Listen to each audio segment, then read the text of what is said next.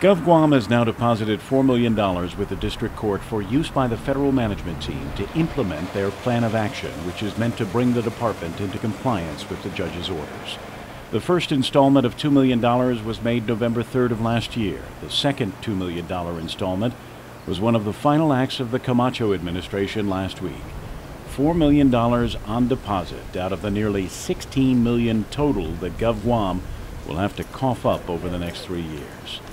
However, federal manager Dr. James Kiffer says they do not yet have access to any of that money because the judge wants all of it released through a trustee account which has yet to be set up.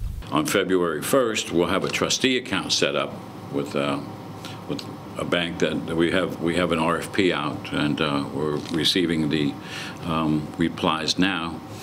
And then we'll choose one, and then that trustee account will actually be the main account that we draw from, and then the money will flow easier. It won't actually have to go through this back through the court. While the $4 million sits, projects planned by the federal managers wait.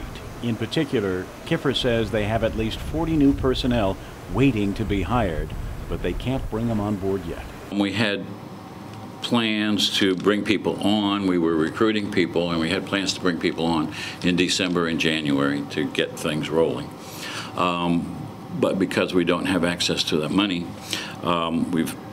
they're waiting, so to speak, and we appreciate that they're waiting, and we hope they continue to wait until we can get organized to go ahead and get the funds to bring them on, because you can't process a GG1 without funds being there.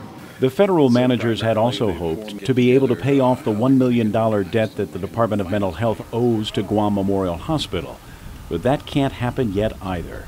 Kiffer explains that it was their original intention to make that payment to GMH because they had initially asked for a $3 million January payment from GovGuam, but the judge ended up ordering the government to deposit only $2 million.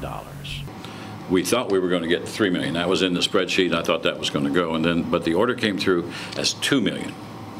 And so that's the $1 million that was going to go to GMH. We will be approaching the judge in March when she comes here and saying, we still have this $1 million debt.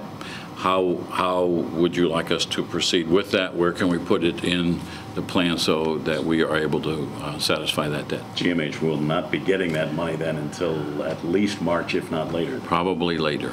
GMH is getting by day to day, and spokesman Connor Murphy told PNC News today that the hospital is disappointed that the mental health department cannot make that $1 million payment they were hoping for. Meanwhile, GovGuam must come up with another $1 million for mental health by February 1st. Kevin Kerrigan, PNC News.